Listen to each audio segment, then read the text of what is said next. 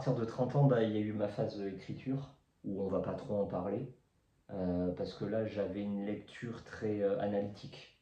Il y avait la lecture lecteur, mais la lecture de l'auteur. Donc en fait, j'apprenais les techniques, quoi, tout simplement. Donc ça, on va pas trop en parler. Et on va passer directement à bah, il y a 1 an et demi, ou plus, quand on a ouvert cette chaîne-là. Ça va faire 2 ans en octobre. Ouais, ça va faire 2 ans. Ce que ça m'a apporté, et c'était vraiment la motivation première, bah, c'est ce qui se passe en ce moment, c'est des gens qu'on ne connaît pas, qui te proposent des livres auxquels je n'y serais jamais allé. Nuit d'été, voilà, le dernier retour de lecture, Les marécages de Lansdale, bref, tout un tas de livres qu'on nous a conseillés. La littérature blanche, voilà. Pour moi, lire Leila Slimani, tu m'aurais dit ça il y a 3 ans, j'aurais dit hors de question. Ben voilà. Oui, voilà, tu parles de Puis, Leila Slimani. Mm. Il y a bien un temps dans ta vie, moi je sais que c'est quand j'avais 16 ans, je passais ma vie à la FNAC, au rayon Ah ouais, bouquin. d'accord. Ouais. Et j'achetais les dernières nouveautés. Mm. Est-ce qu'on peut dire que c'est une tête de gondole parce que ça reste la FNAC et il y a vraiment de tout. Puis, T'as jamais fait ça? la FNAC, non. Franchement. Ah ouais, putain, c'était vraiment bien parce qu'en plus à la FNAC, je Très- sais pas si très c'est dans rarement. toutes les FNAC, mais t'as des cafettes. Ah oui. Mm. D'accord. Il y a toi aussi qui m'a conseillé des livres que je n'avais pas. Aussi bon que mauvais. Stephen King, c'est toi. Oui, j'ai oublié de parler de ça. Dans mon adolescence aussi, c'est Stephen King. Ça a commencé avec mon père qui a lu Insomnie. C'est à mon père celui-là, tu sais, le gros rouge. D'accord. En cuir dur.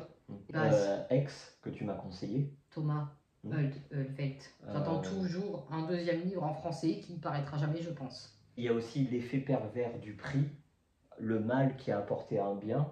C'est-à-dire que de plus en plus, moi je me suis tourné vers les boîtes à lire.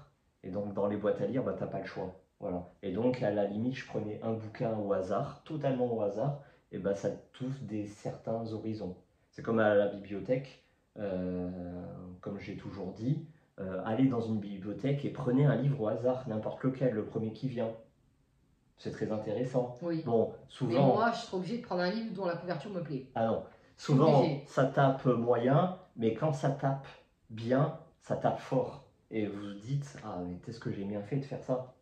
Vrai ou faux? Oui, faux, parce que tu connais ma chance. Quand je fais ça, même des fois, quand j'achète, c'est toujours des tomes 2.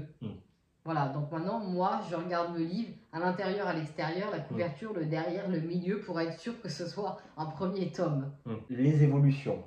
Voilà. Alors, comment tu te vois dans les mois et années à venir? T'es dans t'es dans quel état d'esprit, d'un point de vue littéraire? Moi, littérature noire, je pense que j'en ai trop lu. Les thrillers, les policiers, j'arrive à bout. Voilà. C'est pour ça que j'ouvre mes chakras et mes horizons. Voilà.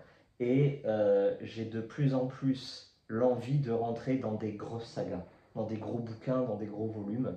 Peut-être est-ce parce que la vie réelle devient très ardue à supporter. Ça veut dire quoi? Très complexe. C'est peut-être parce que la vie en général devient très dure à supporter. La vraie vie, hein, d'un point de vue oui, pas la tienne, quoi. Le monde, voilà, voilà, social, économique, écologique, religieux, guerre et tout ça. Mais moi, je pars dans l'optique où, quand je lis, je dois oublier tout ce qui se passe. Je reviens un peu à mes premières années. Donc, tu vas lire Musso. Lecture, bulle de confort. Oui.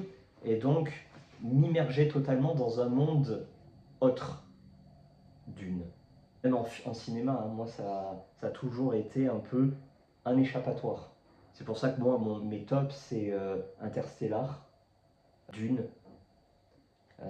C'est comme tu dis, Monte Cristo, dont on a fait un superbe retour ici.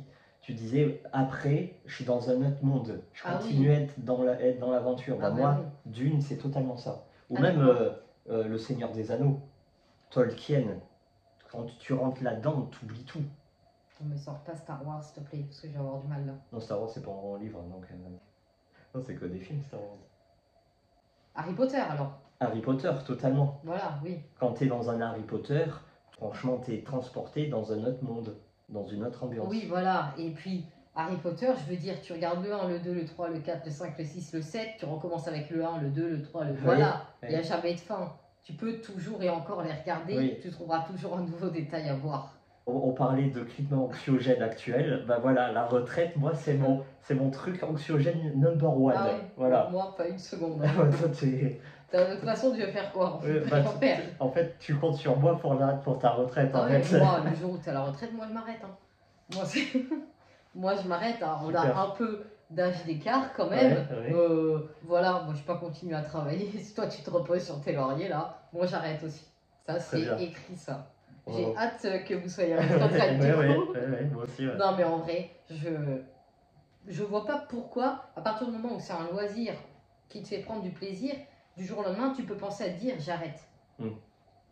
Donc tu me demandes, tu sais que me projeter, c'est pas une de mes passions. Mais maintenant, si dans 10 ans tu me dis est-ce que tu liras toujours? Oui, parce que pendant ces 10 ans, il n'y a pas un moment où j'aurais pensé à arrêter.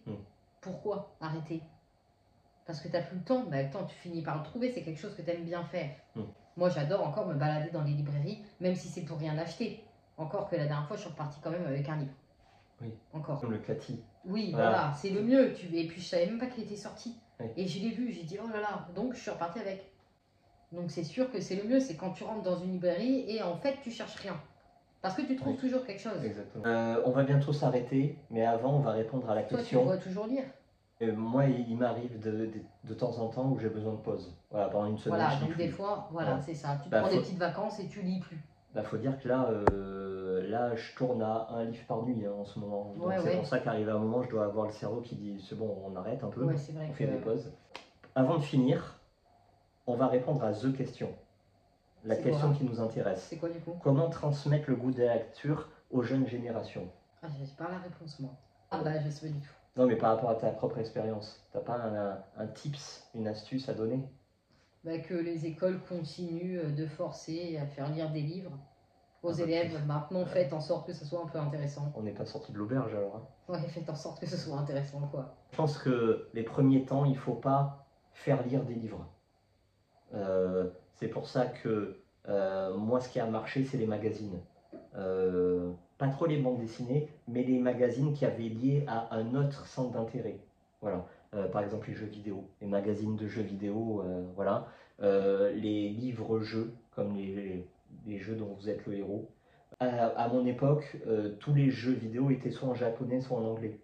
Mais à l'heure actuelle, tous les jeux sont en français. Donc si vous avez des enfants qui jouent aux jeux vidéo, n'oubliez pas qu'ils lisent à travers les jeux vidéo.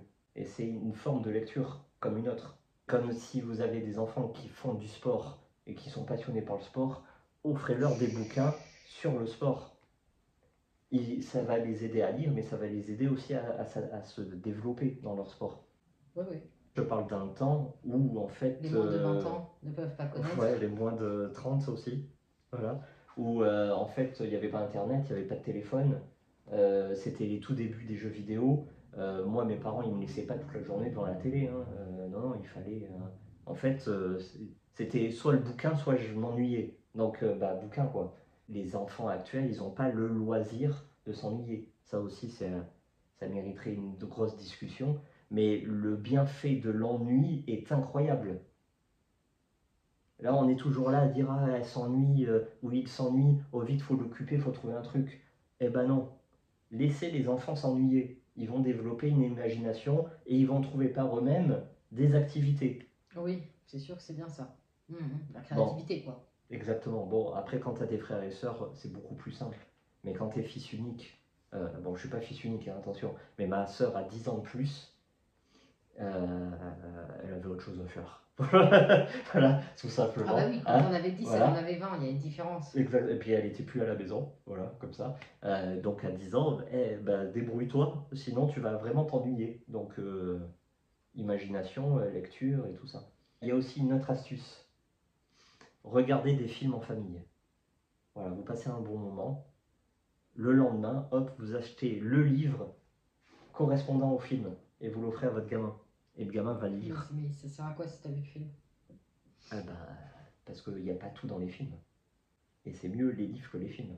Et donc le gamin... Je pense que tu es très très positif sur le sujet et qu'on ne voit pas du même œil les enfants d'aujourd'hui. Il y a pas mal d'enfants d'aujourd'hui qui diraient le livre, non mais moi je m'en fous en fait. C'est bon, j'ai vu le film, je connais déjà l'histoire. Oui mais t'essayes, au moins t'essayes.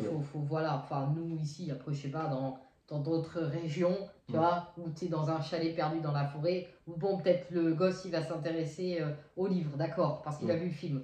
Mais là, en vrai, je suis pas vraiment d'accord avec ça. Ah oui? Ouais. Un peu trop de choses à faire pour lire un livre dont tu as vu le film. Mais est-ce qu'il y a Même nous, est-ce que ça nous intéresserait? Pas vraiment. Non, mais nous, on lit déjà autre chose. Oui, mais voilà, est-ce que tu veux des détails sur une histoire que tu connais déjà? Après, il faut amener ses enfants à la bibliothèque. Oui, ça oui. Et les bibliothèques, généralement, font des activités aussi pour les enfants, même pendant les vacances, des petits ateliers. C'est très sympa, ça. Ça fait, encore une fois, la créativité. Oui, et puis il y a l'instant bibliothèque. Voilà, l'atmosphère, l'ambiance, le calme. etc. Ça apprend à se poser 2 minutes. C'est pas mal, ça, pour l'enfant. Exactement. Bon, là, ça commence à faire long. Oui, bah ça, on va tourner auprès d'1 heure, là. On tourne à 1 heure de vidéo. T'as vu que j'ai bien fait de faire de l'espace.